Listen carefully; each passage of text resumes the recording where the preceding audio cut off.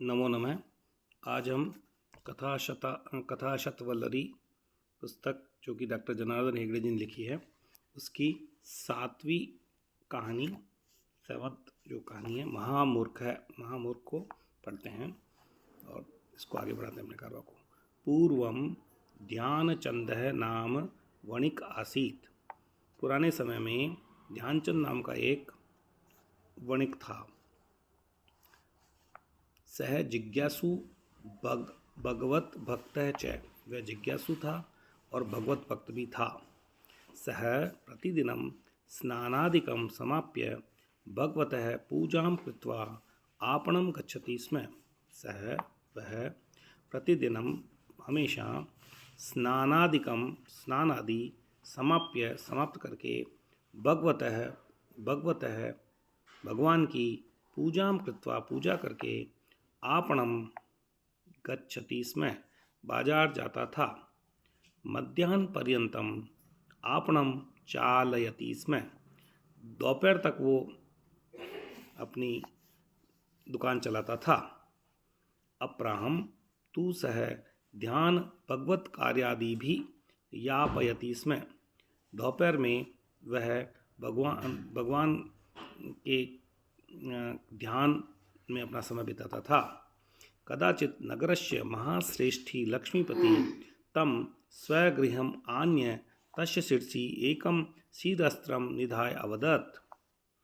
कदाचित एक बार नगर के महाश्रेष्ठी मतलब बड़े जो धनवान अमीर लोग थे, लक्ष्मीपति नाम का जो अमीर लोग था, तम उसके स्वगृहम उसके घर पर आनाय आकर तस्य शिरसि उनके सिर पर एक शिरस्त्रम पगड़ी निधाय अवदत रखकर बोला, महामूर्खाय दातुम एतत् शिरस्त्रम कारितम मया। मैंने इस पगड़ी को महामूर्ख को पहनाने की मैंने महामूर्ख के को देने के लिए मैंने ये पगड़ी लाया हूँ। भवान एव एतत् अर्थम अर्ह, और आप में भवान एव आपके अंदर वो योग्यता है। अर्हम माम कथम मूर्खम भावयति भवान, मेरे को कैसे मूर्ख आपने समझा। भवान तो वणिक है, आप तो व्यापारी हैं। धन संपादनम वणिजः धर्म है, धन संपादन करना वणिकों का काम है। तथापि भगवान धन संपादने अनादरम प्रकटति, तो भी आप धन संपादन करने में अनादर प्रकट करते हो। अल्पम कालम एव धन संपादनाय व्ययी करोति, धन संपादन करने के लिए कम समय देते हो। भावदृशः मूर्ख है अन्य कैस्यात्, आप जैसा मूर्ख कौन हो सकता है। अतः एतत् शिरस्त्रम, इसलिए ये पगड़ी मया भवेत दत्तम, मैंने आपको दी है। योग्यम ननु एतत्, क्या योग्य नहीं है, क्या आप इसके योग्य नहीं हैं। इति ऐसा बोला। ध्यानचंद प्रतिवचनम किमपि न वदत्, ध्यानचंद ने अपना कोई वचन वापस नहीं बोला, अब कुछ जवाब नहीं दिया। तस्य व्यवहार है तू यथापूर्वम अनुव्रत है, उसका व्यवहार तो तस्य व्यवहार है, उसका व्यवहार तो यथापूर्वम पहले जैसा चलता रहा।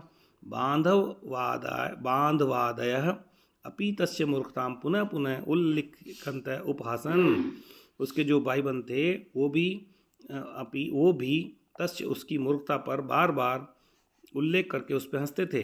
तथापि सह तु अर्धम दिनम वाणिज्याय व्ययीकृत्य शिष्टम समयम ध्यान सत्कार्यादीनि निमित्तम व्ययी करोति स्म, तो भी वह आधा दिन वाणिज्य कार्य करता और बाकी समय ध्यान और सत्कार्यों में अपना समय बिताता।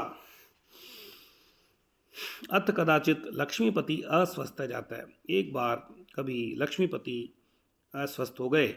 अस्वास्थ्य वृद्धि कारणतः तस्य अंतिम काल सन्निहित अपि, और उसका स्वास्थ्य बिगड़ने के साथ ही उसका अंतिम काल पास में आ गया।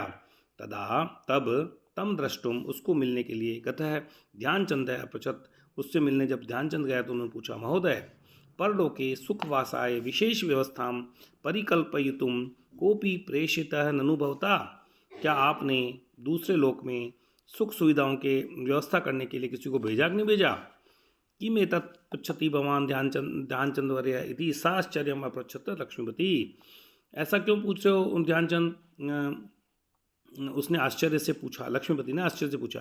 परलोके वासाय उत्तमा व्यवस्था खलु अपेक्षयते। परलोक में रहने के लिए आपको अच्छी व्यवस्था चाहिए ना। सुखवास योग्य गृहादिकम यदि न भवेत् तर्हि भवता सुख निद्रा कथम प्राप्यते तत्र। अगर सुखपूर्वक रहने के लिए अगर आपने व्यवस्था नहीं की, घर आदि की व्यवस्था नहीं की, तो आपको वहाँ का सुखपूर्वक निद्रा कैसे आएगी। भवतः सेवार्थम सेवका अपि अवश्यम भवेयु एव। और आपकी सेवा के लिए सेवकों को भी वहाँ भेजना पड़ेगा। पत्नी पुत्र बांधवादय भवता स आगच्छेयु एव ननु। क्या आपकी पत्नी, आपका पुत्र और आपके भाई बंद सभी वहाँ पर आएंगे कि नहीं आएंगे, आपके साथ चलेंगे कि नहीं चलेंगे। ध्यानचंद पृच्छत, ध्यानचंद ने पूछा। परलोकम प्रति न कोपी प्रेषितुम शक्य है। परलोक में हम किसी को भी साथ नहीं ले जा सकते हैं, मया सह नहीं भेज सकते हैं। मया सह कोपी आगंतुम अपि न अर्हति।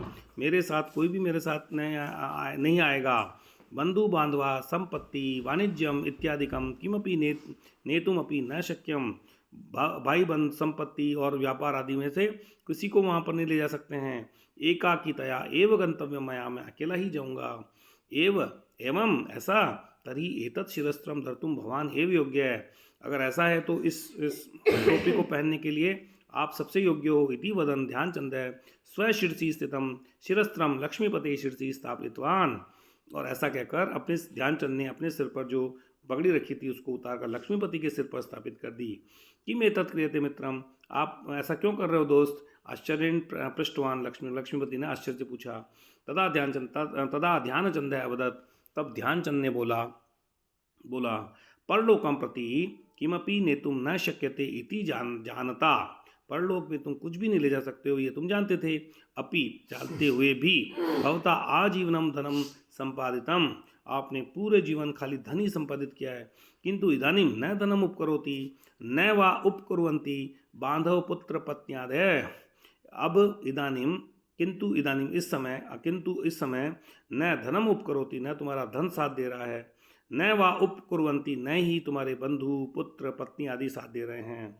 शाश्वताय किमपि असंपाद्य भवता अशाश्वत जीवनाय बहु संपादितम।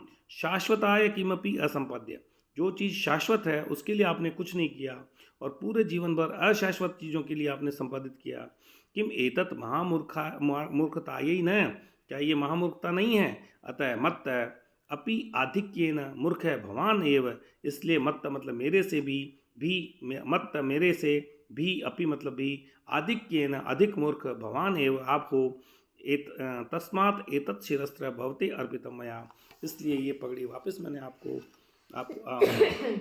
आपको पहना दी है। धन्यवाद है। अच्छी कहानी थी, महामूर्ख है। इससे अपने को छोटे छोटे कहानियों से अपन अपनी संस्कृति के बारे में और अपने जो वेद और उपनिषदों का ज्ञान है उसके बारे में धीरे धीरे अपन जान सकते हैं। संस्कृत का एक छोटा सा अभ्यास था।